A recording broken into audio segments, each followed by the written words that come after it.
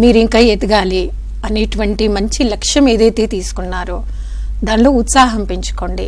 నిరుత్సాహంలోకి ఎప్పుడూ రాకుండా ఎదగాలనేటువంటి మీ యొక్క కాన్ఫిడెన్స్ని పెంచుకోవాలి.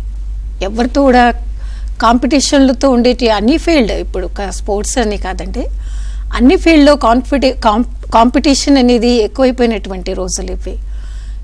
కాబట్టి ఏదైనా ఎవరు మీకు బ్యాడ్గా కామెంట్ చేసినా వాటిపైన కాన్సన్ట్రేట్ చేయకపోవడమే ఎస్పెషల్లీ స్పోర్ట్స్లో ఉండేటువంటి వారికి చాలా ముఖ్యం అన్నమాట.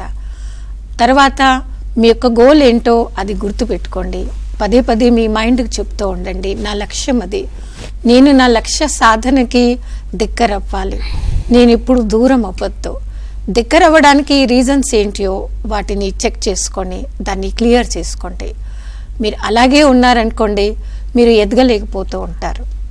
కాబట్టి ఎదగాలి అనేది మీ లక్ష్యం కాబట్టి దానిపైన మీ యొక్క కాన్సన్ట్రేషన్ అనేది చాలా అవసరం. తప్పకుండా మీరు మీ యొక్క లక్ష్యానికి చేరుకుంటారు అనేటువంటి పాజిటివ్ థాట్తోనే మీరు మైదానంలోకి వెళ్ళండి.